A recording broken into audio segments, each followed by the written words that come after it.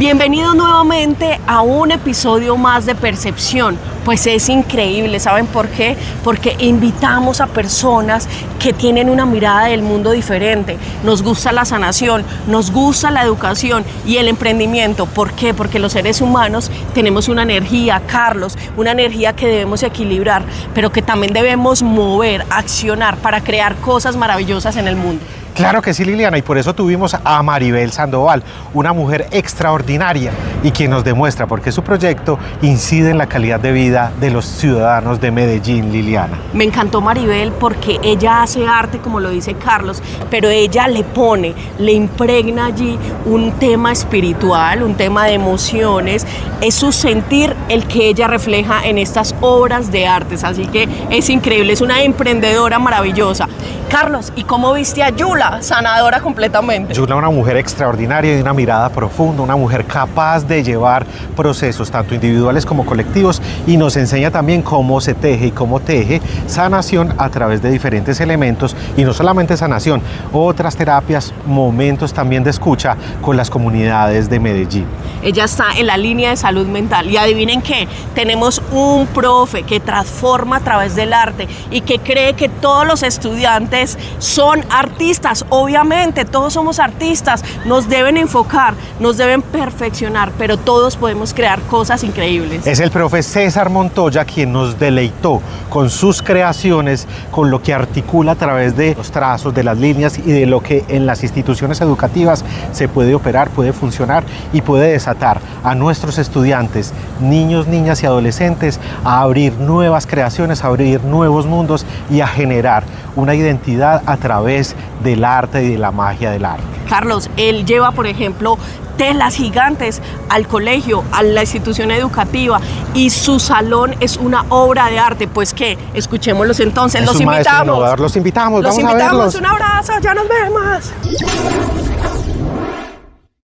Estamos en Percepción con invitados maravillosos como siempre, y hoy tenemos a una gran artista, pues ella es emprendedora y ella tiene una marca increíble que se llama Ultramarino Arte y Trascendencia. Pero Carlos también quiere saber más sobre esta marca y sobre esta invitada tan especial. Carlos, te invitamos a incorporarte a Percepción. Mari, bienvenida.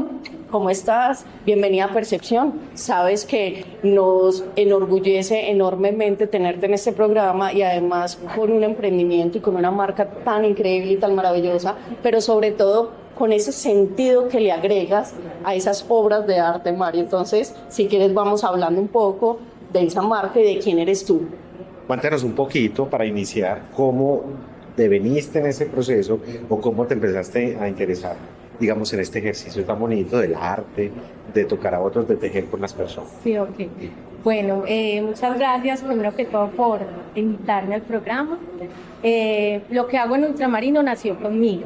Sí, realmente el talento, el amor por el arte, por las artes plásticas, por la creación, nació conmigo. Desde pequeña siempre he tenido esa inquietud por pintar, por las formas, por moldear. Entonces es algo que siempre me ha gustado y que siempre he practicado de manera íntima y personal. Pero hay algo muy importante en Ultramarino, que es arte y trascendencia. Resulta que en el arte los artistas, cuando quieren cuando van a generar una obra, es una expresión, lo que llevan a ella es una expresión de sus emociones, de sus sentimientos, su rabia, su alegría, sus sueños, su ira, sus experiencias, es lo que transmiten a través de sus obras. En este caso, ¿qué puedo yo transmitir? Lo que más me interesa, lo que más me motiva, lo que más me mueve, que es la parte del despertar de la conciencia. Desde que tengo uso de razón, yo he sentido una conexión muy importante con mi ser, con Dios, y a lo largo de mi vida he tenido una búsqueda casi que insaciable por respuestas, por la misma claridad de cuáles son las verdaderas preguntas, por estados de conciencia, donde he buscado, he vivido diferentes experiencias, soy una investigadora permanente del tema, y eso me ha llevado a que cada vez que pinto, cada vez que genero una obra, lo que transmito es lo que siente mi corazón. Bueno, entonces esto me ha llevado a un proceso continuo de búsqueda, de experiencias y de encuentros y de revelaciones asombrosas y maravillosas que me han permitido encontrar un estado de plenitud, de amor, de paz que yo quisiera transmitir a través de mis obras, porque quisiera que todos pudieran vivir. Bueno, muy bien, tú hablas de algo bellísimo que es una intuición sensible a través del arte y el despertar de la conciencia. Sí. Dos temas que se unen, conversan y generan una sinergia maravillosa y hermosa. Contanos cuál fue la semilla de o el germen de ese ejercicio, cómo empezaste, digamos, a concluir en ambos caminos y también te hemos visto súper activa en redes sociales con unos productos muy precisos también para que hablemos un poquito de eso también. Bueno, hace 4 años nace la iniciativa de crear Ultramarino, este emprendimiento, cuando descubrí la resina epóxica. La resina epóxica es una técnica artística que es de arte fluido. Cuando yo la conocí inmediatamente fue un amor a primera vista intenso y acelerado y yo supe que ahí tenía que entrar y me despertó en mí la iniciativa de crear una nueva fuente de ingreso, un emprendimiento adicional a mi carrera profesional que la sigo ejerciendo, pero a generar un ingreso en algo que a mí me ha movido toda la vida. Porque vi en la resina epóxica no solamente algo que me gustaba, que me apasionaba, sino un potencial comercial también, hay que decirlo, porque es una técnica muy hermosa, muy exclusiva, muy elegante, y a partir de la resina, pues adentrarme a todas las otras técnicas maravillosas que hay en la plástica. Cuando empecé a generar, bueno, yo quiero hacer arte, pero el arte, como les decía ahora, eso tiene que tener un sentido, pues para mí tiene que tener un sentido, porque un arte ahí vacío, pues no estás honrando tu espacio, si lo vas a llevar a tu casa, deberías honrar todos los objetos que van a tu casa. ¿Y con qué lo vas a honrar? ¿Con qué lo vas a llenar? Tiene que ser con algo, o debería ser con algo que pues te refleje una emoción bonita, una experiencia o te mueva hacia una transformación que valga la pena para ti. Entonces, Ultramarino era arte, pero arte con un sentido. ¿Y cuál es el sentido que yo le puedo dar? Pues lo que soy yo, que es una búsqueda, un encuentro, un movimiento de conexión con mi ser superior, con la conciencia, con Dios, que es permanente. O sea, hay personas que de pronto no piensan en eso, hay personas que ocasionalmente, pero mi ser, mi llamado y mi propósito es ese. O sea, lo mío es intenso, es constante, es permanente y tiene que brotar, tiene que salir. Entonces llegó el momento en que sentí el llamado, tienes que sacarlo ya de ti, ya es el momento.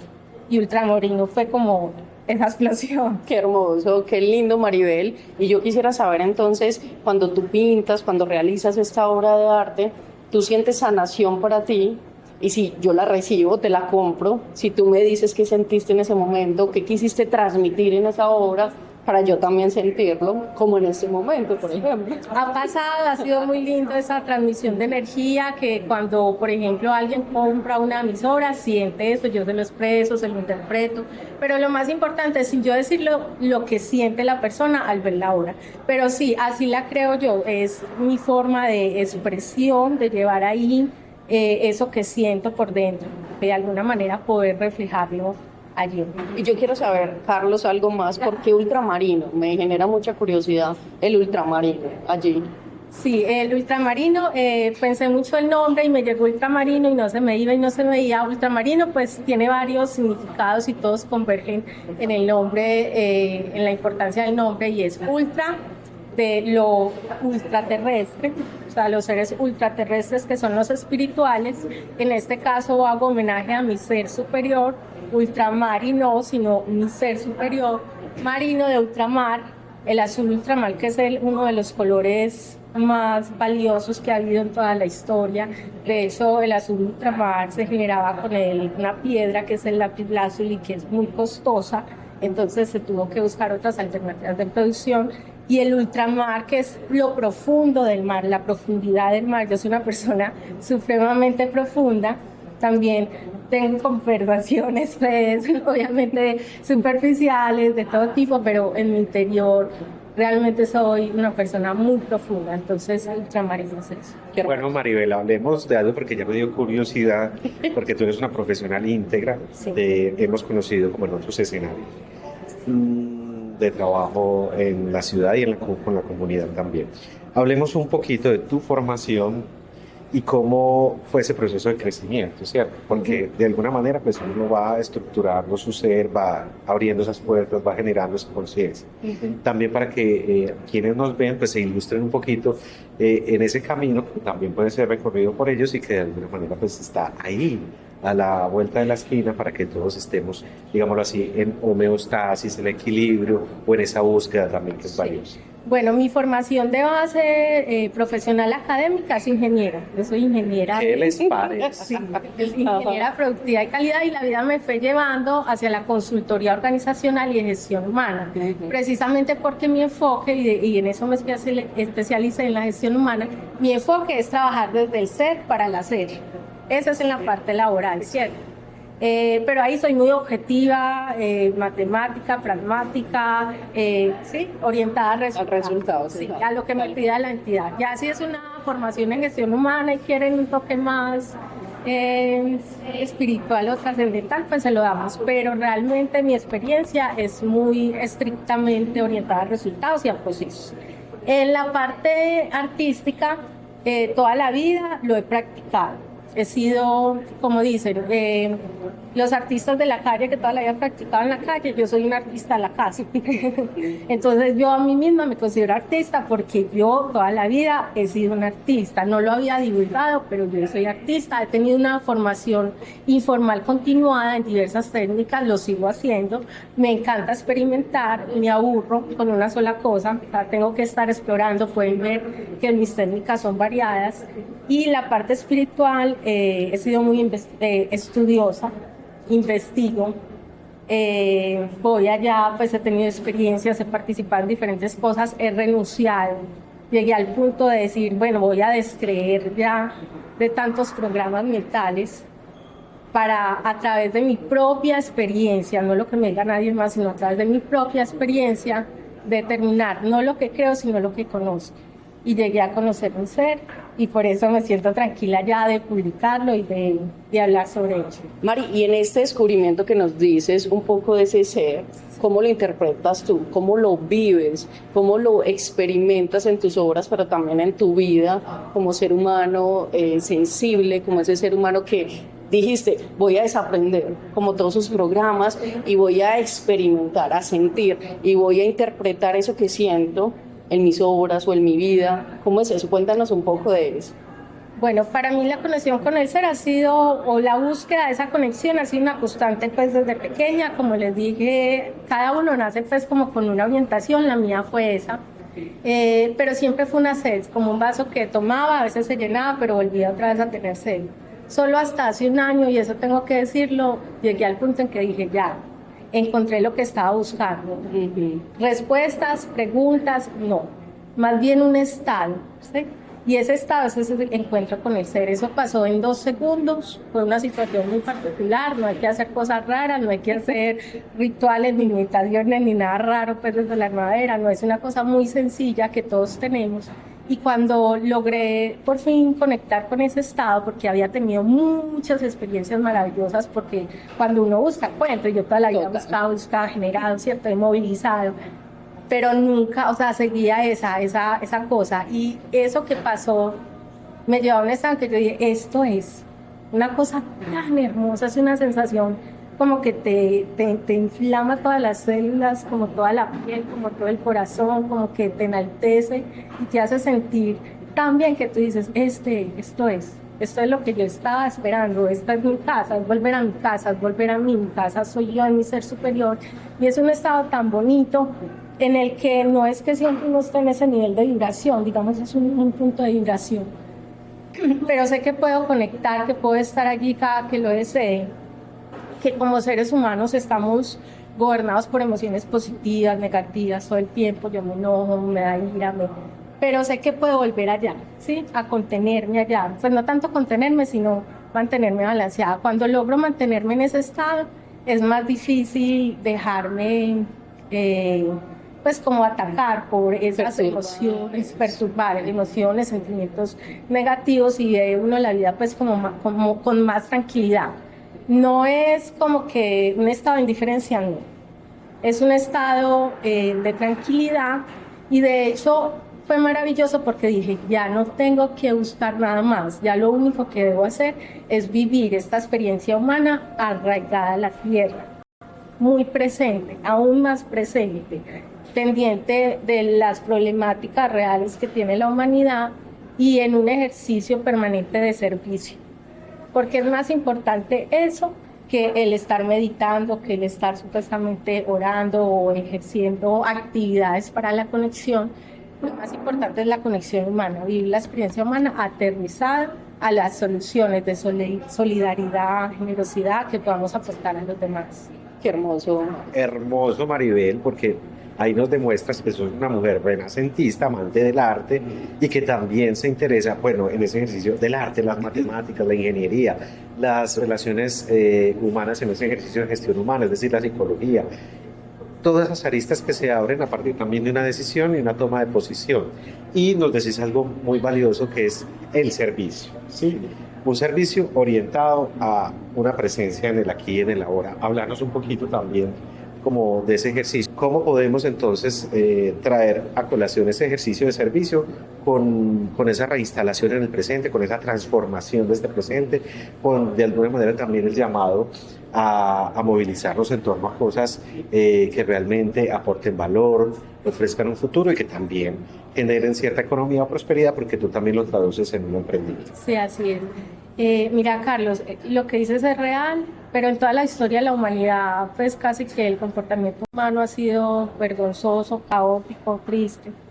Y ya es hora, ya es momento de que la humanidad tome conciencia. Decimos que los buenos somos más, pero yo a veces pienso que los indiferentes son más. Entonces aquí están los buenos, los que no malos, porque nadie es totalmente malo, sino que están en una polaridad negativa, y todos esos indiferentes que permiten que todas estas cosas pasen. Muchas personas tienen ira espiritual, dicen, porque Dios permite esto, Dios no interviene ahí, somos nosotros los que lo permitimos, nuestra indiferencia. Y empezar a actuar no es empezar a quemar, a destruir, no. Empezar a actuar es a través de la inteligencia, del amor, del poner al servicio nuestras mayores capacidades. Es alcanzar cada uno su mejor versión y ponerlo al servicio de los demás. Entonces es el momento de que las personas despierten y pongan al servicio de los demás sus capacidades. Esto pretendo yo hacer con la parte de trascendencia de Ultramarino, con el arte, pues obviamente, como tú lo dices, es algo comercial, si a ti te gusta lo compras, pero la parte de la trascendencia es algo que yo quiero compartir porque es algo que siento que debo hacer. ¿Por qué? O sea, el camino espiritual debe ser algo individual. Eso no lo compras en un retiro espiritual, eso no te lo pueden vender en un seminario, eso no te lo dan ni siquiera en la iglesia, porque tú puedes ir cada 8 días, tú puedes orar todos los días, pero no lo entiendes, no lo vives, eso hay que vivirlo, eso hay que sentirlo. Entonces, es un proceso que debe hacer cada uno de forma individual. Hay muchos que lo pueden lograr y lo que yo quiero llegar con este mensaje es que es algo sencillo. ¿Sí? Es algo sencillo, es algo directo, tú eres el canal directo, puro, perfecto y único para lograr la conexión con tu ser superior y con tus guías espirituales. Solamente tú lo puedes lograr. En ese momento hay un mercadeo espiritual abrumador, total. ¿Sí? Te meten un montón de cosas raras, hay cosas que sí sirven, pero el llamado es a discernir muy bien qué es lo que estás haciendo, entender los mantras, si vas a hacer canciones, rituales, mucho cuidado con lo que te metes y a quién confías tu energía, no deberías hacerlo, pero hay gente que necesita ayuda y hay gente que es buena y la puede dar. Entonces es a que nos movilicemos, no necesariamente hay que tener un despertar espiritual para servir. Hay gente que todos los días madruga a trabajar duro para llevarle la alimentación a sus hijos y lo hace con amor, lo hace con generosidad, lo hace con respeto. Esa gente ya está contribuyendo, está viva. Pero hay mucha gente que tiene un vacío espiritual, un sinsentido en su vida, que entonces es llenado por doctrinas religiosas, por corrientes políticas, por dogmas, por gurús, por maestros que los orientan hacia sus propios intereses. Entonces esos vacíos no deberían llenarse siguiendo a nadie, sino que se deben llenar ¿qué? Con su propia conciencia, con su propio amor, con su propia luz, y eso es lo que yo pretendo orientar a través de Ultramarino y despertar. No es que tengan que hacer lo que yo digo, no es que yo quiera imponer nada, no, o sea, cada uno que haga su camino, que investigue, que practique, pero a lo que yo les quiero llevar es como a sembrarles una semillita, ¿sí? De movimiento, como de hacerse la pregunta siquiera. y de que es posible la conexión. Pero es muy bello lo que dice Maribel porque es una conexión directa, ¿cierto? Somos un canal libre, puro, perfecto para una conexión superior y es lo que Mari nos indica en ese momento, es lo que te entiendo, Mari, y es increíble. Y también en esa conexión, Mari, sabemos que eres mamá. Sí. ¿Cómo te ha ido con esa conexión con esos hijos, con esa conexión materna, con esa conexión que querías en un momento tanto y que ahora la estás experimentando también? Sí, esto, o sea, cada uno es como el protagonista y el autor de su vida y la escribe así. Pero a veces hay ciertas circunstancias que hacen que no puedas lograr lo que quieres. Y yo anhelé mucho la maternidad y por muchos años tuvimos muchas dificultades, muchas. Casi que fue pues un regalo de Dios el haberlo logrado y haber logrado 2 hijos. Y fue un proceso muy lindo que también tiene una parte espiritual muy bella, unas historias muy bellas ahí. Entonces, yo digo, hoy en día, quien quiera ser madre, primero tiene que desearlo mucho, ¿sí? Segundo, tiene que comprometerse con la crianza de sus hijos, porque pues entiendo que pues muchas mamás hay que trabajar para, ¿cierto? Pero hay que estar papás presentes, hay que estar ahí y estar presentes no es solamente estar ahí físicamente, sino espiritualmente. Los niños hoy en día y los jóvenes creo que están creciendo con muchos vacíos espirituales. Antes por lo menos teníamos a nuestras abuelas, algunas a nuestras mamás que nos llevaban a la iglesia y que nos infundían el temor de Dios, que no debe ser tan así, pero sí es importante. Porque cuando no hay temor de Dios es que pasan estas cosas de los muchachos, ¿cierto? Que hacen lo que sea y no creen que hay consecuencias. Todo tiene consecuencias, pero no es Dios el que nos va a juzgar, sino somos nosotros mismos cuando nos abrimos a una apertura de conciencia. Entonces, ¿para qué me abro esa apertura si sé que me voy a dar cuenta que yo soy tan malo, que yo estoy en un nivel de oscuridad? Hay algo clave para poder conectar y es reconocernos como seres imperfectos, como seres que tenemos luces y tenemos sombras. Porque no reconocer eso y el pretender ser perfectos no nos lo permite. Hay que reconocer esas imperfecciones, hay que trabajarlas, sí, pero no se nos puede ir toda la vida esperando trabajarlas para alcanzar la conexión, porque eso entonces no va a pasar, o puede que pase, pero es complicado, sí, claro. Porque tenemos demasiados asuntos que resolver, familiares, genéticos, emocionales y una serie de hechos y datos, cantidades que hemos vivido en nuestra vida a nivel cultural, económico, social, de amistades, de relaciones, de un montón de cosas. Entonces, independientemente de eso, hay que reconocer cuáles son esas oscuridades, esas sombras, esas falencias, esos defectos que tenemos que superar y aceptarnos con ellos, o sea, no darnos más varilla. Bueno, Maribel, el tiempo en televisión es extremadamente corto. No, aquí nos podemos quedar, y nos como podemos siempre. quedar No, mucho tiempo así conversando. No preguntas, nos encanta preguntar mucho. Pero queremos ya ir cerrando con lo siguiente. A ver, ¿dónde te puede encontrar el público general, la ciudadanía, los que están interesados en esta resina epóxica, en lo que tú elaboras de manera artesanal, bella, con conciencia? Y ¿para dónde vas? ¿Para dónde va el proyecto? ¿Cuál es esa visión a mediano o a largo plazo? Para que también nos cuentes pues eso, que yo creo que tenemos esa curiosidad. En este momento me pueden encontrar en las redes sociales, en Instagram y en Facebook, con Ultramarino Arte, o Ultramarino Art en Instagram. Ahí pueden ver pues como la serie de obras que yo hago. También algunas obras las hago bajo pedido. Yo no hago una producción industrial, como que hago 10 obras de lo mismo, no, mis obras son exclusivas, únicas, pero de todas maneras, si por ejemplo a Lili, ay Mari, quiero esto, tan, y nos lo soñamos, y yo siento que vibro con eso y que es lo que te O sea, ella te pide unas alas así plegadas, hermosas de 10 metros. Sí, o sea, yo le digo Lili, no, es que eso es demasiado trabajo, porque es demasiado trabajo. Yo ya quiero una sala gigante. Dorada. Es mucho trabajo, pero sí, o sea, el tema con las alas es un tema pues, que creo que en uno de mis videos lo expliqué, es un homenaje pues a los días. Entonces sí, me pueden encontrar en redes. ¿Para dónde vamos? Hasta donde Dios me lo permite. El arte yo lo voy a hacer toda la vida, ¿sí? Entonces yo lo he hecho sin afán, porque eso es algo que yo siempre lo he hecho. Entonces, ¿qué cambió? Que lo empecé a publicar, ¿sí? Pero ahora pues espero hacerlo algo que me permita generar pues como ingresos para poder seguir creciendo. Y Mari, ahí, por ejemplo, en esas obras, ¿qué has hecho? Yo vi unas alas, obviamente, Sí. de ángeles o guías, ¿cierto? Sí. También vi unas palabras hermosas, un corazón. Cuéntanos un poco de qué se trata, qué figuras has realizado para que entendamos un poco y la audiencia entienda qué has realizado en esas obras. Igual también tiene que ir a las redes sociales a ver. Ah, claro, obviamente, pero que nos cuente un poquito para que sea enganchador, provocador allí.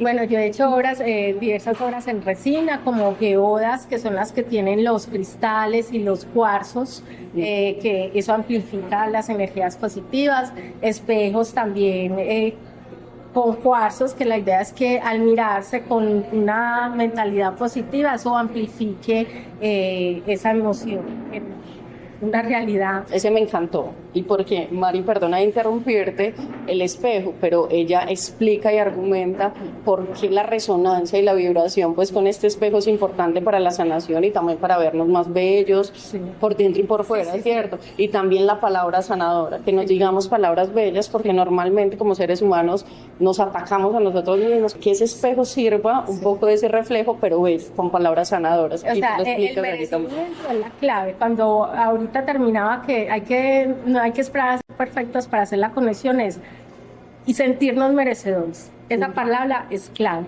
sentirnos merecedores. Cuando nos sentimos merecedores de la chispa divina dentro de nosotros, la conexión puede ser instantánea, pero hay que sentirlo verdaderamente, porque si no se siente, si solamente lo piensas, pero no lo sientes, entonces no se da. La conexión es desde el corazón. De ahí el corazón en resina que hice en estos días. Y también, por ejemplo, hace poco hice un león, ahora estoy haciendo otro león que voy a hacer en resina, que es Jesús. O sea, para mí Jesús, la presencia de Jesús es importantísima en mi vida porque es la guía más clara, de hecho la única con la que yo me quedo. Bueno, hay varias importantes, pero la de Jesús es la más para guiar mi camino. Cuando yo no sé qué hacer, yo pienso en las palabras de Jesús, ¿qué haría Él? Y esa es mi clave de acción. Ahí está, Hermoso. va a empezar la quinta temporada de Chosen, que es una serie súper mundialista y súper ganadora que cuenta también la historia de Jesús. Entonces también para que ustedes... Que es muy bella, ahí está la palabra de Jesús vibrando todo el tiempo, entonces invitadísimos también porque es una serie interesante para ver. Claro que sí, bueno. Maribel, te agradecemos infinitamente por estar Nosotros nos quedamos aquí eternamente hablando con Maribel. Exactamente, te deseamos lo mejor, esperamos tenerte en una próxima edición y te deseamos también que en ese emprendimiento se disparen todas esas posibilidades y oportunidades que has vislumbrado desde antaño y que esto también imante y contagie a otras personas que están viviendo ese vacío que tú nos mencionabas. Que así sea, muchas gracias. Gracias Maribel a ti por aceptar la invitación y gracias a ustedes por vernos en Percepción. Nos Traeremos vemos. personas y personajes maravillosos como Maribel. Un abrazo, chao, que estén bien.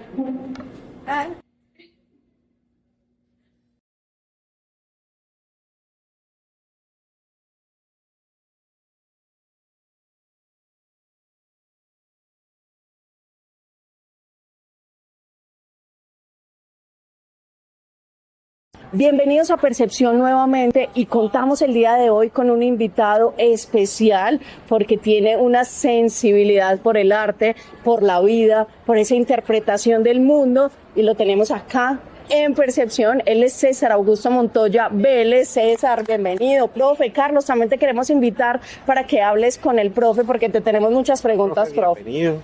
Bueno, gracias aquí. ¿Qué más, profe? ¿Cómo estás? Muchísimas gracias, Bienvenido. muchísimas Él nos gracias trajo por la hoy también invitación. un compañero, ¿cómo se llama, profe, ese compañerito? Osito. Osito, es la competencia de Juan José.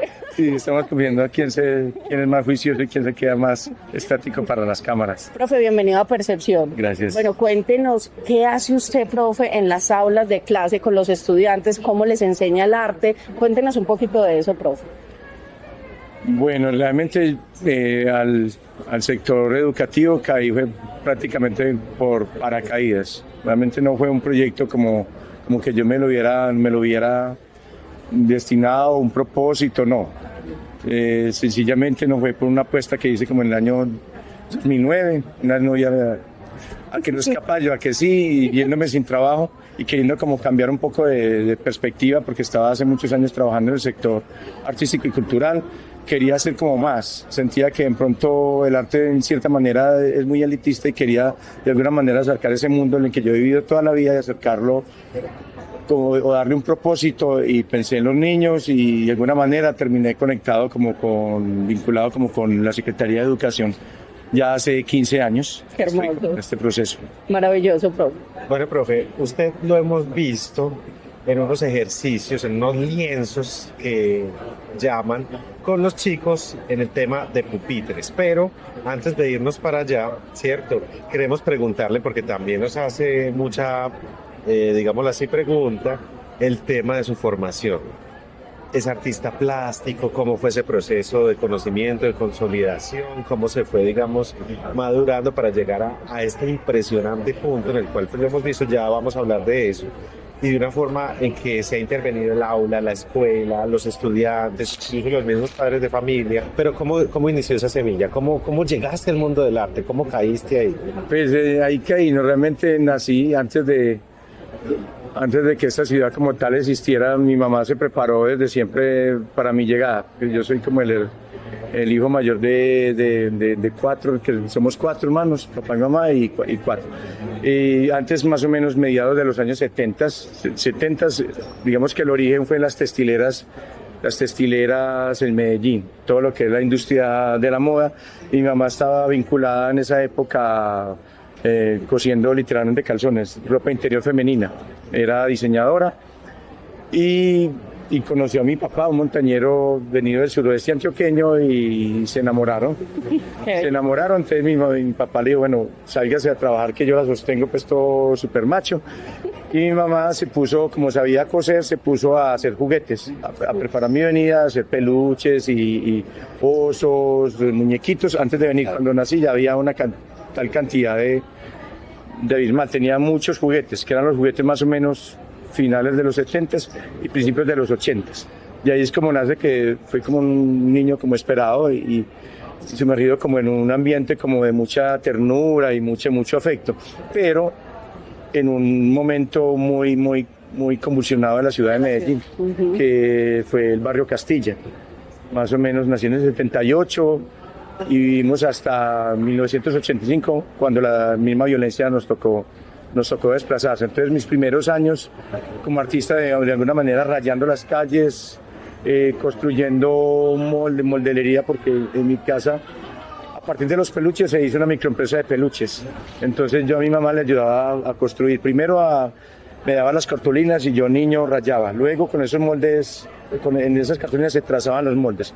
Luego con esos moldes se armaban los muñequitos. Digamos que la gente se enamoraba en los años 80 regalando peluches. No solamente era para los niños, también era para los adultos y para aquellos que querían conseguir novia, unos 15, una primera comunión, un matrimonio, donde el tamaño del amor era el tamaño del peluche. Qué hermoso. Entonces, sí, de hecho recuerdo varias cosas en un bazar de iglesia, en la iglesia de San Judas, en la que mi mamá se volvió muy popular, la microempresa en mi casa se volvió popular, y no solamente los peluches que habíamos producido para eso, sino que ahí volaron todos mis juguetes. O sea que la herencia fue de la mamá. Sí, realmente fue lo que artística. Sí, realmente fue la que con la que conocí primero todas esas técnicas. Entonces, pues, sé manejar máquina de plana, fileteadora, coser, recortar, armar. Entonces, digamos que desarrollé una habilidad una sensibilidad. Como una Exacto. Exacto. No solamente la parte técnica, sino la parte sensible y el para qué, el por qué jugar, y por qué aprender y por qué compartir con otros y relacionarme a través de objetos. De hecho, este objeto que les traje hoy es a partir de unos moldes originales de los años 70 de diseño de mi mamá, que son Profe, yo quiero preguntar algo ahí. Marca Medellín. Profe, quiero preguntarle algo ahí. Miren, entonces, el profe trae al futuro, al presente más bien, ¿cierto?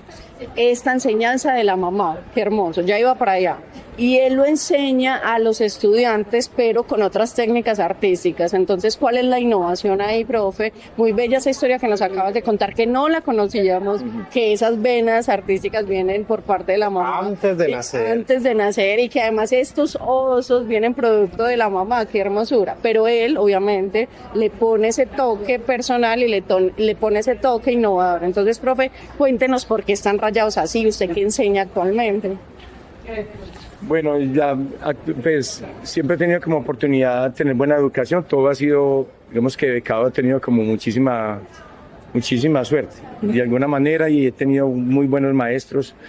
que me han inculcado que hay que ser como coherente, sobre todo que el arte no solamente es para decorar, sino que tiene que tener una función social. Actualmente estoy haciendo el doctorado en Ciencias Sociales, Niñez y Juventud en el Centro de Estudios Avanzados en Infancia y Juventudes del CINDE, que está vinculado con la Universidad de Manizales.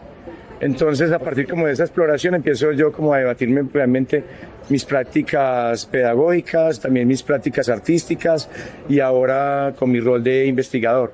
Eso se llama, investigando, encontré que yo utilizaba una metodología que se llama investigación basada en artes. Y dentro de la investigación basada en las artes hay una subaplicación que se llama artografía, que es arte, investigación y creación para la grafía.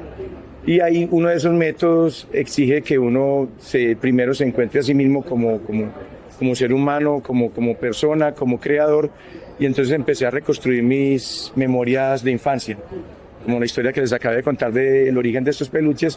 Asimismo hice una reconstrucción de una cantidad de narrativas y luego empecé a contrastar, de alguna manera a contrastar y a compartir mis historias personales de infancia y de juventud con los estudiantes que actualmente también están conmigo compartiendo y creciendo. Entonces he venido como mis imaginarios y mis memorias de infancia y esas metodologías que utilizaba, porque yo no tengo formación en pedagogía, realmente es como formación más como artista, y reencontrándome esas metodologías artísticas y aplicándolas con mi historia personal, con mis estudiantes. Entonces, yo pienso que todos mis estudiantes son artistas, o así los veo yo. De hecho me muero de la ira cuando, ay, ¿cómo es que no es capaz de dibujar? No, pero yo digo, ¿cómo que no? Si es que el arte no solamente es un asunto de técnica o de pronto que nació con el talento, no, uno puede aprender a mirar el mundo de una manera sensible y hay unas metodologías. Y ahí es cuando surgió, bueno, de las cosas que empecé a encontrar y investigar a través del doctorado, encontré los moldes amarillitos, que muy curiosamente estaban todavía rayados por mi gráfica infantil. Entonces los moldes, más los amarillitos, empecé a reconstruir. Pero ya es bobada, bueno, no tengo la misma personalidad, pero empecé a recordar ciertas prácticas mías infantiles, pero proyectarlos a través de mis propios estudiantes y a reconstruir otra vez, a armar otra vez esos peluches, pero ya no con mis dibujos de infancia, sino con los dibujos de mis propios chicos, donde yo hago la misma metodología que me enseñó mi mamá, se la estoy aplicando a los niños, en la que simplemente cubriendo los pupitres con lienzo, dejando que se maduren solitos, digamos que en un periodo de 1, 2, 3 meses donde ellos depositan todo lo que quieren expresar.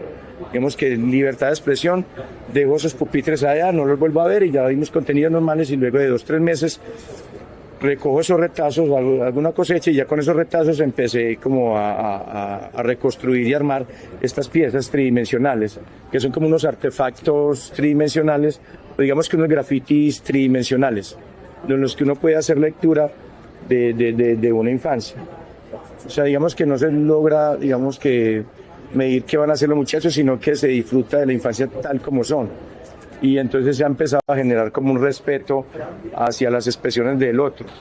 Porque durante, digamos que las investigaciones tradicionales siempre se ha priorizado el lenguaje verbal, el lenguaje escrito, los números, para los que les gustan los números, pero el lenguaje emocional, del sentimiento, del pensamiento, del imaginario, de la magia, de la metáfora, inclusive de la misma crítica y la parte estética, aún no ha sido muy explorados y en nuestra cultura a veces los que no han tenido oportunidad de tener un maestro de artes les cuesta mucho comprender. Precisamente, profe César, queremos explorar por ahí porque siempre se ha vinculado el arte con el tema de la belleza, el arte como algo bello. Y creo que ahí nos cerramos en un asunto que es griego, que es muy viejito y que no responde, digamos, a lo que el arte entraña, que trasciende un poco ese asunto de la belleza. No es la perfección de la figura, la perfección del rostro, la perfección de las cosas, sino que el arte también, como nos enseña Hegel, es arte en su tiempo. Es decir, que cada expresión temporal y espacial va desarrollando unas formas que no obedecen necesariamente al asunto de la belleza o la perfección de la figura. Hablemos hablemos un poquito de eso porque me encanta cuando tú dices que el niño dice yo no sé hacer arte o no, porque no sé hacer un trazo o una bola perfecta, sino que desarrolla otras aristas y digámoslo así, se pone en una perspectiva de ver el mundo con otros ojos, en una perspectiva sensible, que eso de alguna manera no se discierne mucho en el tiempo de hoy, porque estamos vinculados al 90, 60, 90, a cosas, digámoslo así, de transmisión cultural y estética que deforman en vez de formar, etcétera, etcétera. Bueno, muy interesante el planteamiento tuyo.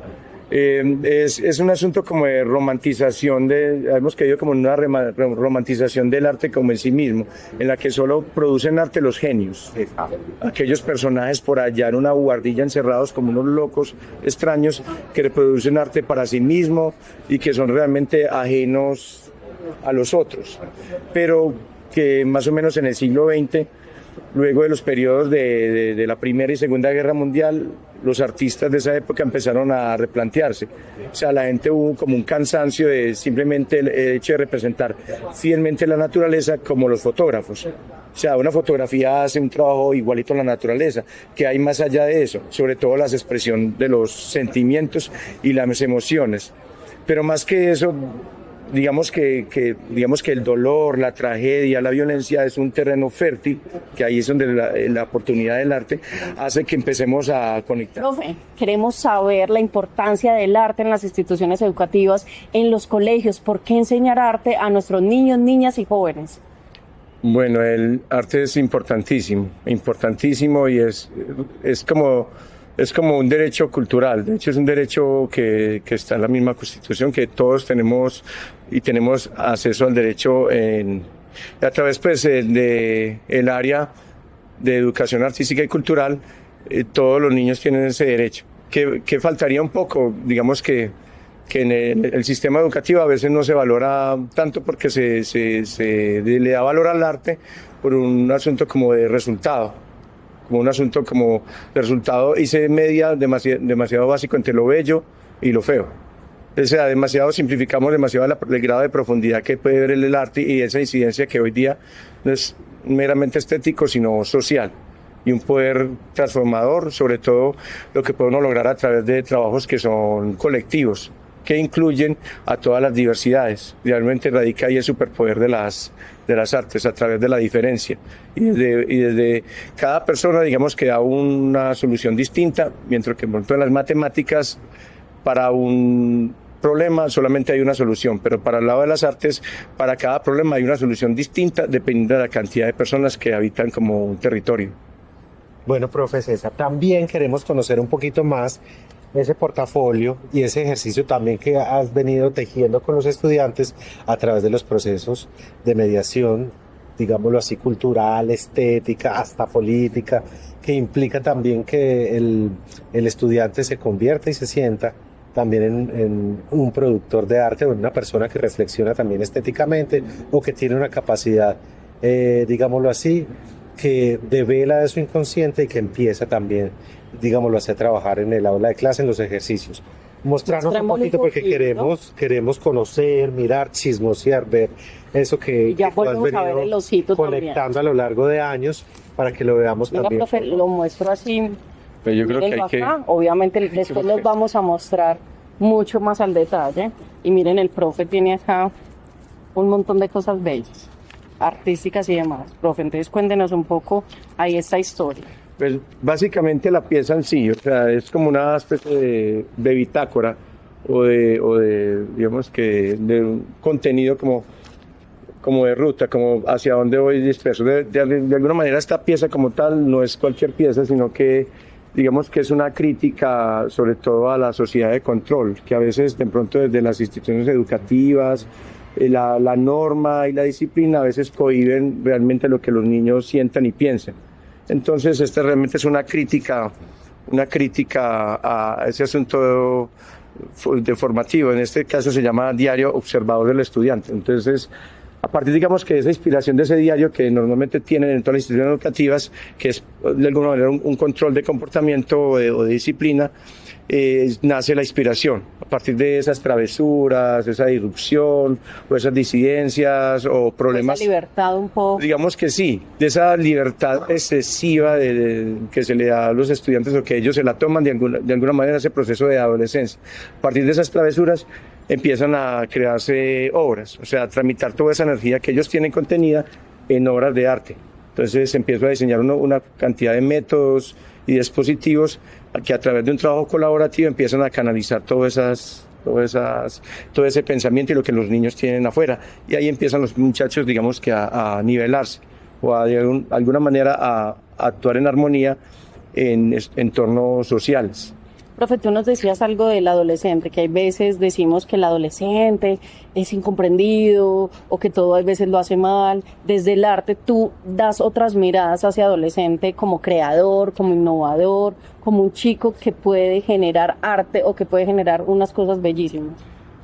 Pues yo pienso que se puede analizar lo que es el estado adolescente, supuestamente es adolecer o estar en falta de algo que le falte, o que a un adolescente le faltan las normas, pero yo no, desde el arte no se considera eso.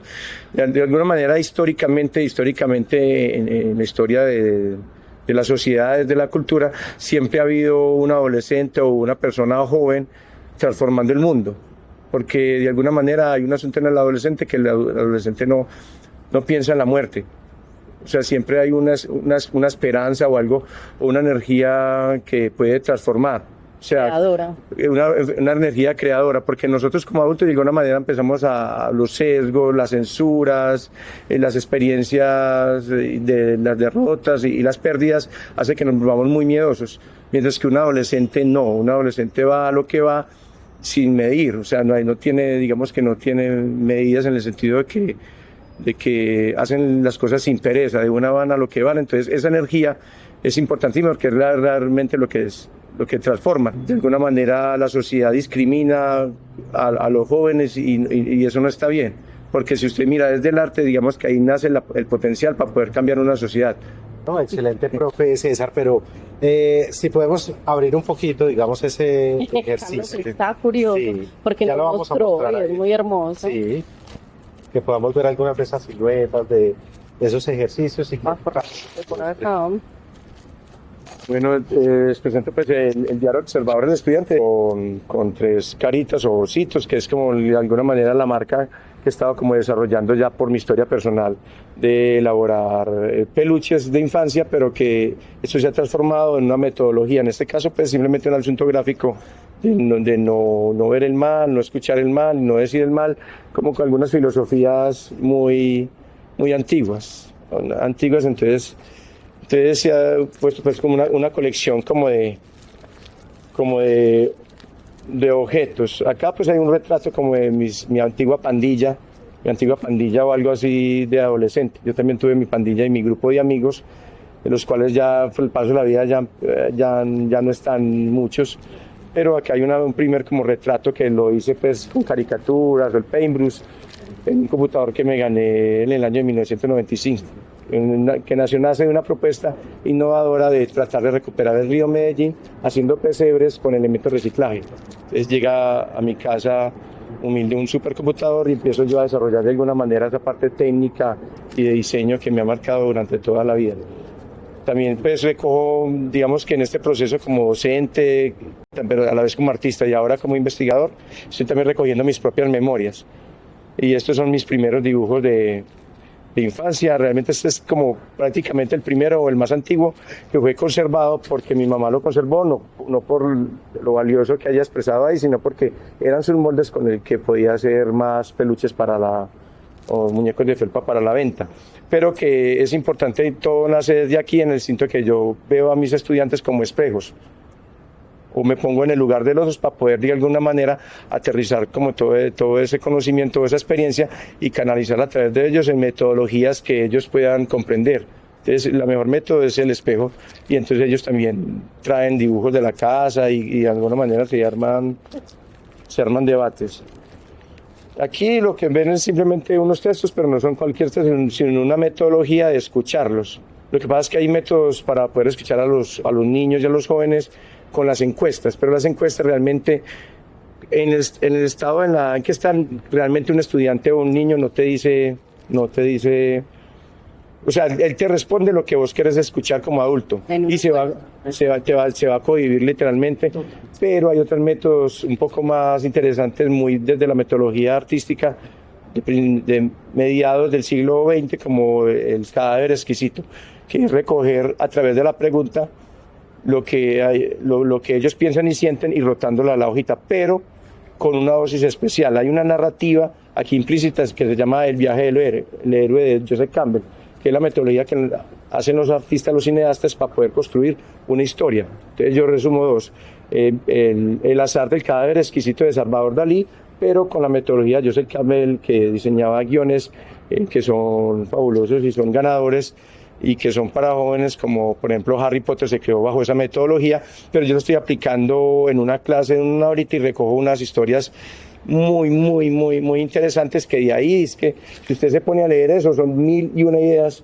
que nacen. O sea, los jóvenes sí de verdad escriben, pero hay que, digamos, que utilizar la metáfora, otros métodos como la literatura o el cine para poder que ellos salgan, porque así de por sí, haga una encuesta y pase esto de un tablero y no funciona. Así no funciona ni el mundo, ni la mente de un joven, ni de un niño, ni de un adulto.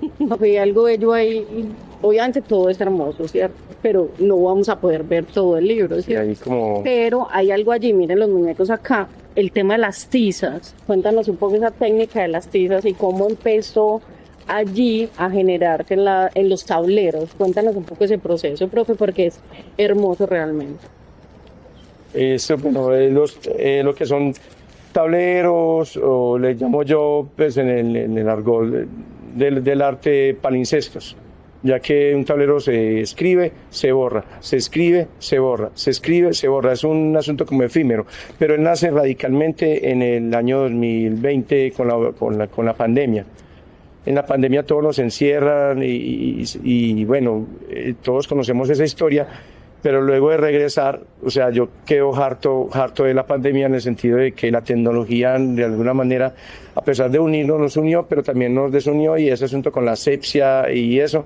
Entonces lo primero que hice yo luego de llegar al colegio fue arrancar ese tablero de acrílico. O sea, no quería ver ese tablero más de acrílico. Y sí, lo arranqué y apagué el televisor, no más virtualidad, y volví a regresar con viejas prácticas pedagógicas que funcionaron, me funcionó a mí, le funcionaron a mis maestros y a mis abuelos, que es la tiza y el tablero. Entonces restauro un tablero bellísimo que había en el colegio, 8 metros de ancho por 2 de alto, entonces espectacular, y lo pinto de negro y así recupero la tiza. De hecho no hubo que comprar tizas, porque el colegio tenía una bodega con tizas inutilizadas. Sí, por ahí guardadas y con marca, increíblemente, tizas hechas en Corea, tizas coreanas, donde ya crean la tecnología, pues ya tizas coreanas, y cuando yo entendí, claro, los japoneses y los coreanos todavía trabajan y valoran el trabajo de la tiza. Entonces empiezo, ¿cuál es el trabajo de la tiza? Simplemente hacer y hacer y hacer y borrar y hacer, y los pelados en ese hacer empiezan a construir. De alguna manera es un asunto como terapéutico, catártico, y tener a los muchachos ocupados es importante. De ahí empezamos, bueno, yo empecé a dibujarles, ellos, profe, pero usted nos está siguiendo que dibujemos, pero usted no dibuja, dibuje usted. Entonces ahí comienzo yo a dibujar, a dibujar y a perfeccionar una técnica muy fácil, muy rápida, inclusive con la mano izquierda, con la mano derecha, con la boca al revés, y muy rápida, y los pelados también como a la par conmigo, y en menos de 1 o 2 años ya empezaron a salir una cantidad de dibujantes y de personas con una capacidad de observación y al detalle espectaculares, que de pronto con un marcador es complejo, pero una tiza logra un asunto que es como la mancha, la textura y inclusive hasta el trapito mojado, húmedo, en una superficie también es dibujo. Entonces ahí empieza un concepto que se llama dibujo expandido. Y otras cosas distintas que hay de valor en el arte, sobre todo el escribir, el dibujar, el narrar, pero también el desapegarse y desaprender. Pero bueno, de esos tablerados hemos pasado por toda la historia del arte. Vamos a mostrar las fotos de esos tableros, porque acá ustedes no los pueden detallar mucho, pero el profe nos va a compartir para mostrárselos a ustedes también. Bueno, profe, ¿qué más nos quiere compartir del libro maravilloso que tiene? Obviamente hay anécdotas Hay increíbles acá, hay muchas cosas.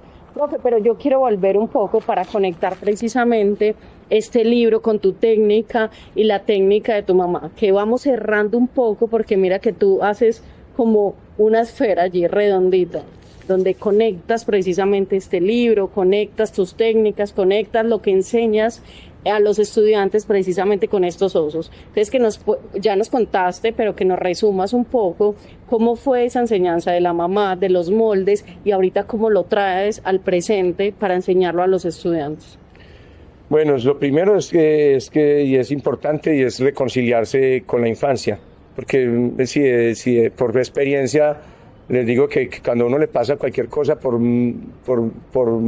más pequeña que sea la infancia, eso te marca absolutamente todo, toda tu existencia, toda tu experiencia y tus gustos y tus cosas. Entonces, lo primero que uno hace como maestro es reconciliarse con su infancia y con aquellas pérdidas o ganancias y darles valor. Que en eso encontré, claro, de alguna manera encuentra uno ese propósito.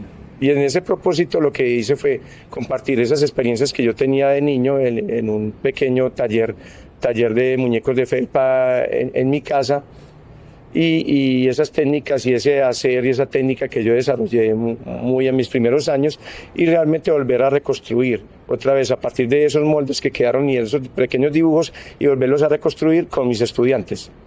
Es como una reconstrucción que yo me hago a mí mismo, de la reconciliación con el trabajo que hacía con mi mamá. Mi mamá empieza como a participar ahí con su máquina de coser, que la teníamos por allá archivada, y sale y ella empieza, digamos, de manera, esta pieza que hay acá, la reconstruyó, fue como de manera como como un prototipo mi mamá.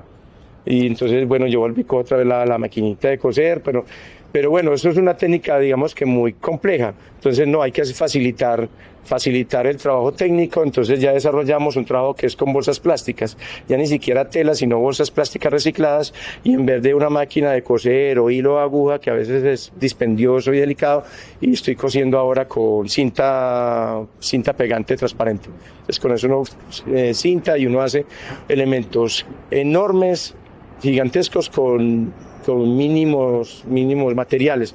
También muy inspirado también, o con qué voy a rellenar, inspirados en el maestro Botero. Si ustedes ven, hay obras, si ustedes, es una obra que es hueca, simplemente que está trabajando el mero volumen. El volumen como tal ya da un aspecto como diferente. Entonces, digamos que de esas obras también no se reconcilia uno solamente como artista docente dentro de los niños, sino que los niños también hacen arte, pero ya eso empiezo yo a conectarlo con los artistas y la historia que nosotros tenemos tan rica a nivel de arte en la ciudad. No solamente en la Comuna 13, porque los niños van dibujando y van dejando su huella, sino con artistas famosos que ya los conocemos, como el maestro Fernando Botero, Débora Arango, Pedro Nel Gómez y Francisco Antonio Cano. Bueno, empieza uno como a sacar algunas metodologías y algunos pensamientos de esos maestros y a empezar a integrarlo con lo que los niños hacen, dándole un valor a los maestros, pero también a los niños como arte. Para cerrar, profe, me llamaba mucho la atención cuando tú hablabas de la mancha en el tablero, que es lo que conocemos como punto tíquico, y que a partir de ahí empiezan a derivarse también esos dibujos y esos ensayos con tiza que nos mostrabas ahí tan hermosos, y que les vamos a compartir a ustedes también. Que esa mancha, y a manera también de reflexión final, esa mancha, eso que vemos como una mancha, como un sucio, como un punto tíquico, que de ahí empieza a surgir también, o desde ahí también la belleza tiene, digámoslo así, un inicio, un punto de inicio, siendo la evocación de ese puntico que nos contaste la otra vez con tu estudiante cuando le pusiste la hojita, como un inicio. O sea, ¿qué podemos decir entonces del estado de lo que podemos trabajar con los chicos a través del arte en las instituciones educativas y más allá de ellas, y con todo lo que estamos viviendo en el mundo de hoy? ¿Cuál sería, digamos, esa reflexión final, profesor, que nos dejarías para este episodio? Y la invitación también a los chicos, a los padres de familia, a los, digámoslo así, interesados por el mundo del color, del arte, por el arte también, porque no los vamos a excluir, pero a todas aquellas personas que son tocadas de alguna u otra manera por este mundo de la estética, del color, del arte, del volumen, del contorno, de lo que nos has explicado tan maravillosamente en esta jornada.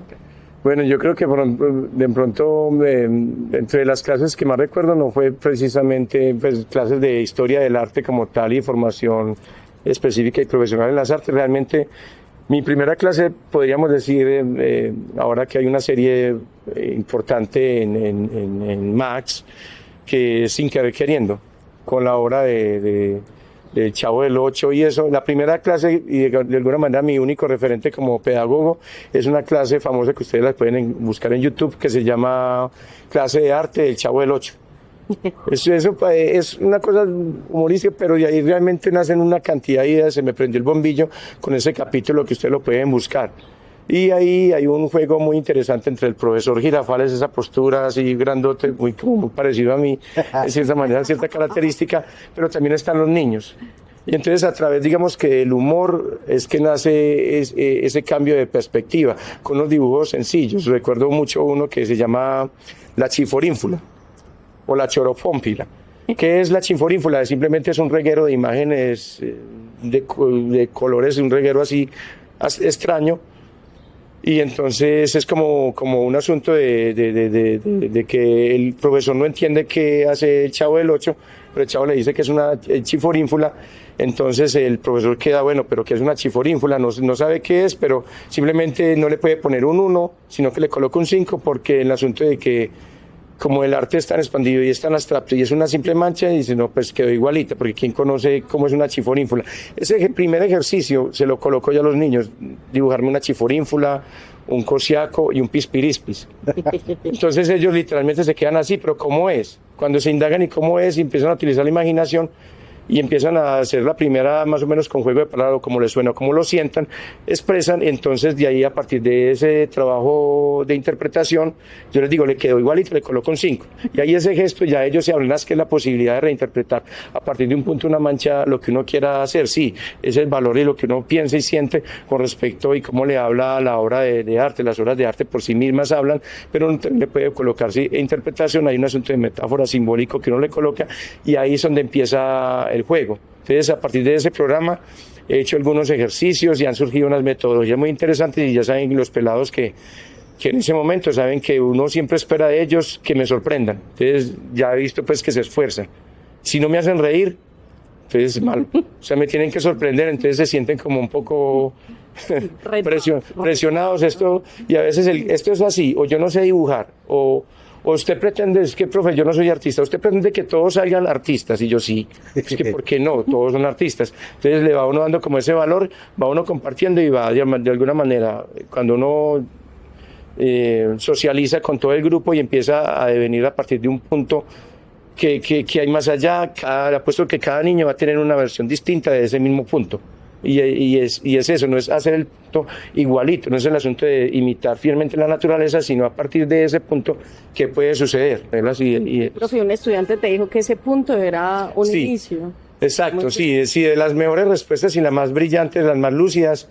Es que, bueno, yo puse una raya así rara y un puntico, y entonces una niña chiquita, profe, eso es una mini pizza, porque lo vio con un piquito y vio el cuadrito chiquitico. Pero otro dijo, no, es un punto, ese punto no, ese es el inicio. Y yo, sí, pero empiece. Sí, pero lo que quiera, profe, hago eso. Ya es simplemente que el valor de él es que él me explicó a mí que es el inicio. Entonces, igual hizo el punto que yo hice en el tablero, pero él dijo, no, es que es el inicio. Y yo, pero inicio ¿para qué? Para lo que usted quiera hacer, pero no hizo más que el punto. Pero con el argumento que me dio de que es el inicio para hacer lo que uno quiera hacer, uno dice, no, ya ganó la materia, tiene sus 5. Y te desató a producir. Sí, ya decía, pucha, no, a mí me partió eso, fue un paradigma. Sí, es un paradigma que se rompe, y a veces queda uno como ay, pues quedé más loco que el profesor Girafales. Sí. Bueno, Profe, nos encanta, te agradecemos por ver esperanza, por ver a todos los niños y jóvenes como creadores, como artistas, porque esos son los verdaderos innovadores y los verdaderos artistas del mundo, y porque todos podemos ser creativos y podemos crear cosas maravillosas, y este profe hace acompañamiento, seguimiento, hace pensar, miren, desde un punto, crear cosas increíbles, crear obras de arte en las instituciones educativas y en la sociedad. En la ciudad en general, profe, muchísimas gracias. Esto fue Percepción, nos esperamos en nuestro próximo. Un abrazo, gracias profes por estar en Percepción, un abrazo, que estén bien, chao.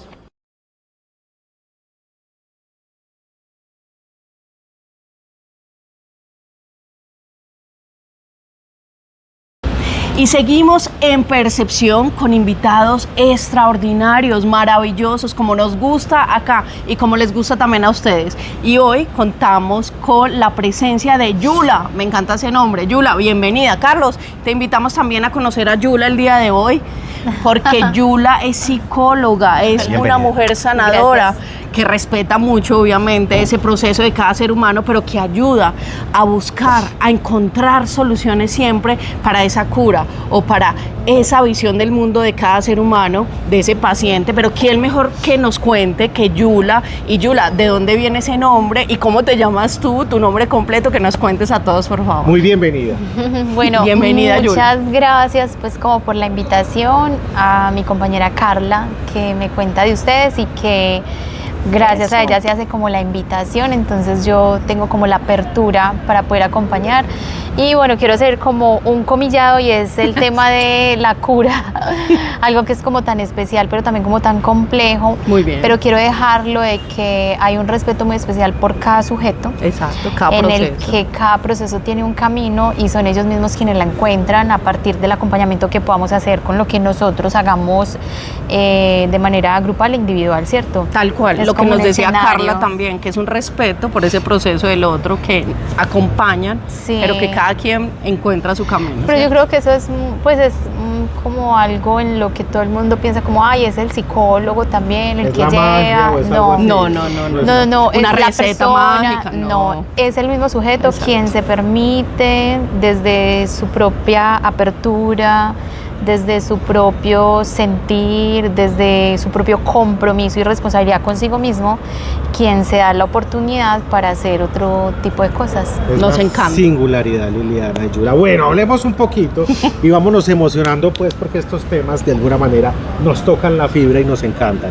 Yula, ¿cómo empezó tu proceso formativo antes de pasar, pues, como a otras apuestas que sabemos que tienes por ahí? Bueno, en tu vida? ella me hizo un nombre, El nombre, me el hizo nombre una de Yula pregunta con el tema completo, del nombre sí, y sí. es, bueno, Ajá. Yula, cuando yo estaba muy jovencita, una tía que quiero demasiado, que es mi tía Nana, me nombra Yula, porque mi nombre completo es Juliet Alexandra. Juliet Alexandra es un nombre que viene de una amiga de mi mamá, que era pelinegra, ojirrasgada, muy linda. Pues yo no soy como tan ojirrasgada, pero sí sí tengo los ojos pelinegra. pequeños Ajá. y una mirada como muy profunda. Y mi mamá se enamoró profundamente como de ese nombre y de esta chica como tan bonita, pelinegra.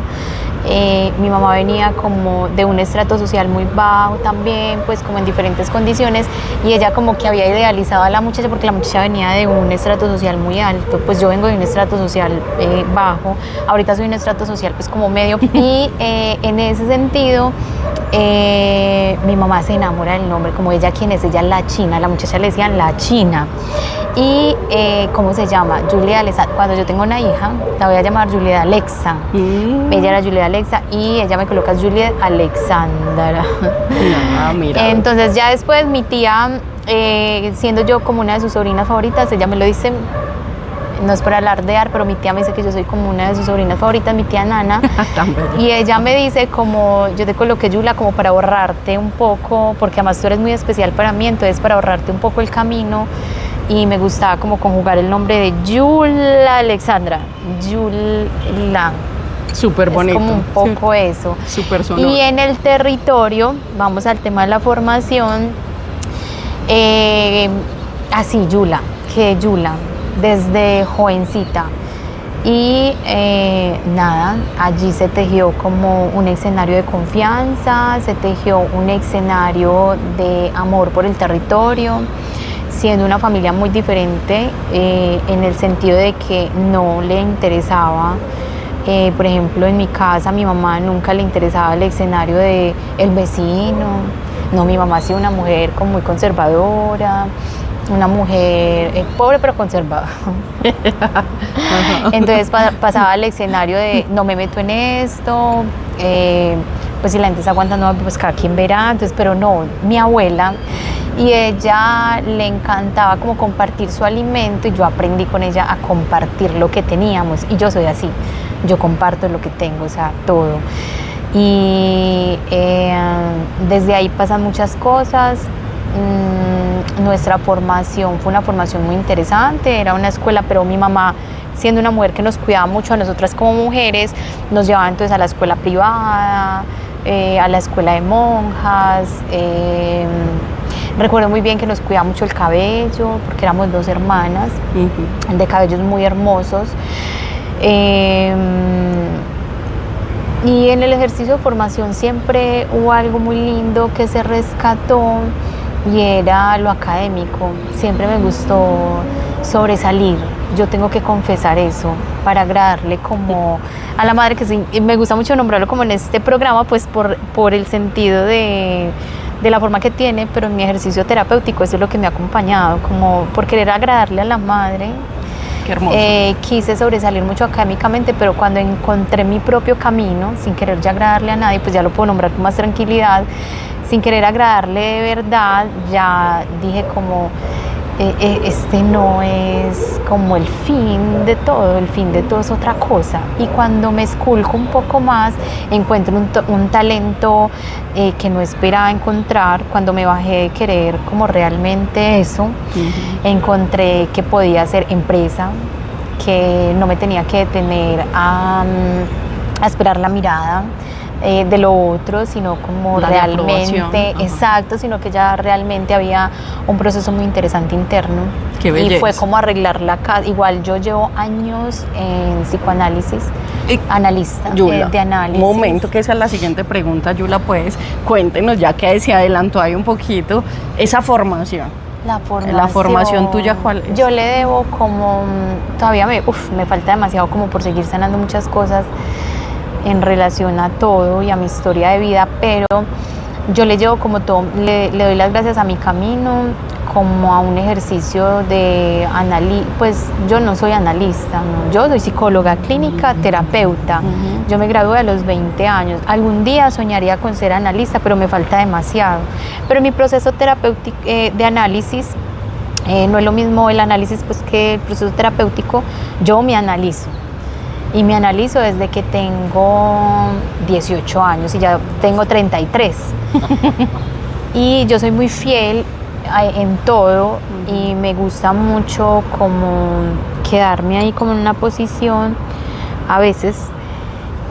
Y he tenido solamente como 2 analistas durante toda mi vida. ¿Quién sabe qué me habrán encontrado?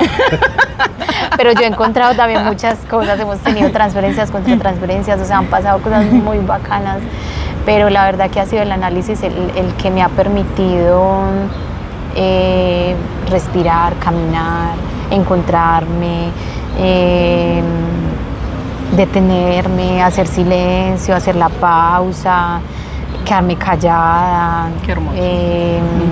Ha sido todo un encuentro épico pues conmigo, porque y también una cosa de amor y odio conmigo, o sea, Claro. una cosa muy tremenda. Es que cuando profundizamos en nosotros, claro, encontramos esas luces y esas oscuridades que debemos enfrentar y que es muy bello en ese análisis, Yula. Sí, Pero eso es muy cuéntales a las difícil. personas que no saben qué es ese análisis, o sea, ¿de qué se trata esto, cierto? Tú Sí. dices que eres psicóloga, Hay ¿cierto? mucha- Clínica, pero ese análisis psicoanalítico, que nos cuentes un poco para que nuestro público entienda Es un poco más. método, o sea, es un camino, es un método. Hay mucha gente que puede criticar mucho el tema del psicoanálisis. Cualquiera puede ser psicoanalista, es de verdad, hasta el carnicero puede. Pero es un compromiso muy especial, Sí, total. como con otras cosas, y eso requiere años de estudio, de trabajo. Eso es un compromiso muy especial, y yo admiro mucho como a mis psicoanalistas y a mi psicoanalista actual, porque hay gente muy comprometida también, ¿cierto? Es muy diferente al ejercicio terapéutico, porque usted va a analizarse, usted no va a terapia, pues usted va a analizarse a sí mismo. A trabajar, y es un encuentro de muchas sombras, bueno, ya como de acuerdo a la experiencia de cada quien. Y hay gente que vuelve, hay gente que no regresa, hay gente que se va, hay gente que no lo entiende, pero cuando uno está comprometido y uno sabe que el camino está en un asunto de responsabilidad con uno, el psicoanálisis también te lleva a responsabilizarte y cuando uno encuentra, verdad, que hay una responsabilidad con uno, hay algo muy, muy, muy duro, pero también muy bacano que pasa, ¿sí? Tal cual. Y encontrar la historia de vida, reconstruirla, también hace parte de esto. Y uno se encuentra con cosas también muy duras, pero también usted no vuelve a hacer el mismo. Es algo muy bacano. Qué hermoso. Dicen que empezamos a habitar lo real de una manera diferente, quizá menos onza, pero hay teóricos que están diciendo que estamos en una época de narcisismo y yendo un poquito más allá de narcisismo, es decir, desprovistos de todo vínculo, satisfaciéndonos hasta el fondo, organizando nuestro ego hasta que se estalla. Pero tú, a diferencia de ese ejercicio del ego y del narciso o de la narcisa, creo que has tirado la mirada hacia los otros, es decir, has salido o te has logrado negarte a ti misma de alguna manera, si lo queremos ver un poquito más filosófico, y te has volcado también a ese otro o al otro, sin que eso implique uno estar sometido a esa demanda. Contanos un poquito de ese ejercicio. Y el vínculo tan social. especial. Y yo creo que hay algo que yo debo como actualmente en ese ejercicio del vínculo y en el encuentro con el otro, y ha sido como algo muy especial en mi pareja actual y en mi hijo Que está acá acompañándonos. Pipe, y en mi hijo Noah, que encontré como una mirada de ternura. Es algo muy diferente, ¿cierto? Entonces yo creo que el vínculo, cuando uno también se mira a través de los otros, es un ejercicio que nos lleva como a conectar en otro escenario. Usted dice como, bueno, hay algo que no solamente pasa por lo individual. Y justo estos días que estaba leyendo, me gusta mucho leer siempre frente al tema de el deseo y el goce, ¿sí? Con preguntas muy profundas, y a veces uno puede gozar pero no tanto, ¿cierto? Y estar más del lado del goce, como sin darle tanto sentido a la vida. Y es muy importante poner el deseo en un lugar en el que realmente puede hacer hasta un compromiso, porque si nos vamos solamente del lado del goce, terminamos estando en esa pregunta tan interesante que haces de lo narciso, pero también como donde el otro se vuelve invisible, y el otro tampoco tiene que ser invisible del todo, porque entonces el tejido, ¿dónde está? Pero la pregunta también es como que cómo uno se vincula con el otro, a partir de qué, ¿cierto? Porque todos nos vinculamos, también hay unas formas, no es lo mismo el apego que el vínculo, cómo se construye todo eso, pero hay gente que sabe con qué goza, pues, o sea, y también es respetable. Entonces, sí, entonces en ese sentido hay unos asuntos como, bueno, ese empuje más hacia la vida o ese empuje más hacia la muerte, o si porque es que la gente goza comiendo en exceso. No solamente es como cuando hablan como, ay, es que el que goza solamente porque, no sé, perdió la cordura en diferentes aspectos, pues como por no nombrarlos acá, pero el tabaco, el alcohol, incluso hasta en escenarios de pornografía, hay otros asuntos, pues, pero eso también tiene que tener un límite, porque si no ahí aparece el borde también de lo enfermizo, otros asuntos. Pero el otro con qué goza, cuando el otro también se hace esa pregunta, lo entiende, hay otras cosas que tramitan y se hace un trabajo bien interesante, donde el límite ni siquiera tiene que ser algo radical, sino que el otro, cuando cae en cuenta de su propio proceso, de su propio camino, también le pone un pare como, bueno, no me había dado cuenta que es cierto. O hay otros que ya avanzan desde otro lugar, y sabemos que las tres estructuras del psicoanálisis radican desde un asunto de psicosis, neurosis y perversión. Entonces, como en esas tres estructuras que se mueve el ser humano, pues es válido. Pues, ¿qué más vamos a hacer? Pero siempre, por ejemplo, en percepción, esperamos que nos pensemos como seres humanos, precisamente para transformarnos, lo que dice Yula, dentro de ese límite, ¿cierto?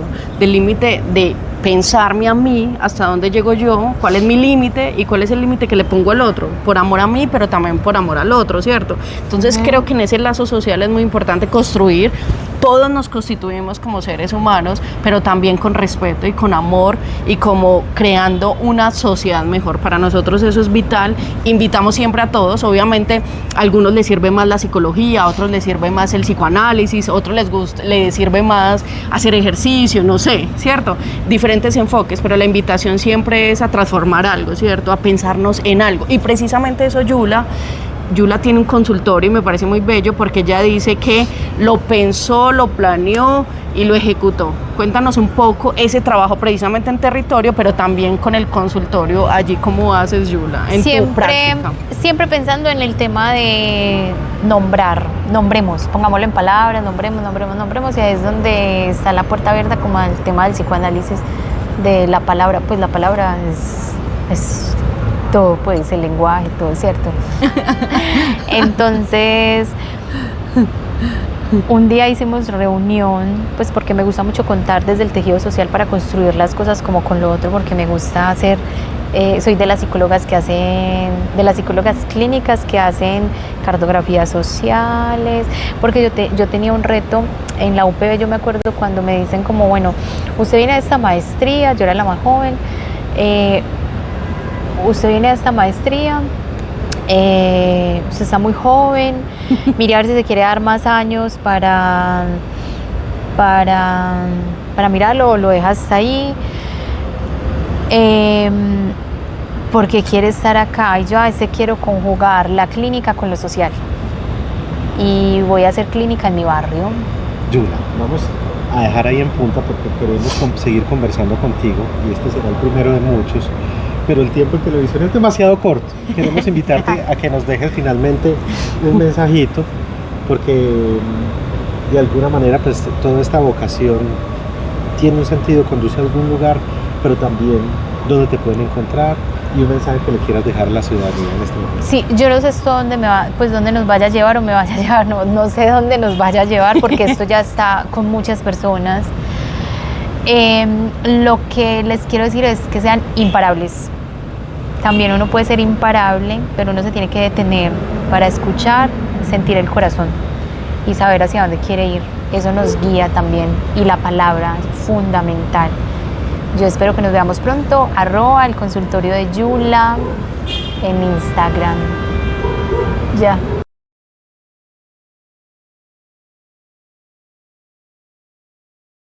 ¿Y qué les parecieron estos personajes tan extraordinarios y maravillosos que nos visitaron hoy en Percepción Consciente?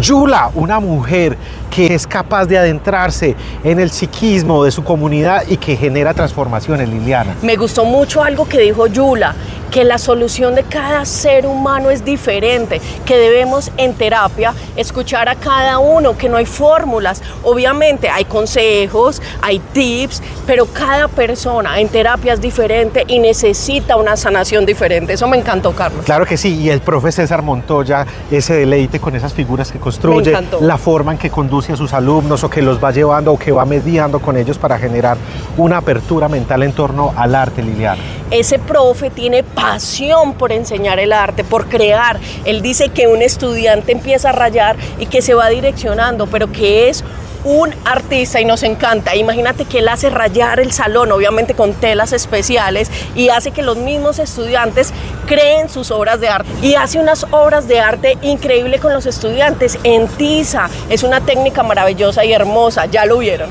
Y finalmente con Maribel en Ultramarino Arte. Qué cosa tan maravillosa lo que nos mostró allí nuestra amiga Maribel Sandoval, invitándonos también a que nos adentremos en esas obras y a que la visitemos también en sus redes sociales. Me encanta, Carlos, porque tiene técnicas increíbles allí, unas alas preciosas, por allí hizo un león increíble, y me encanta que ella se concentra mentalmente, espiritualmente, emocionalmente en estas obras de arte que son increíbles, y también se las vamos a mostrar en nuestras redes sociales, en fotografías y en videos, así que no se la pierdan.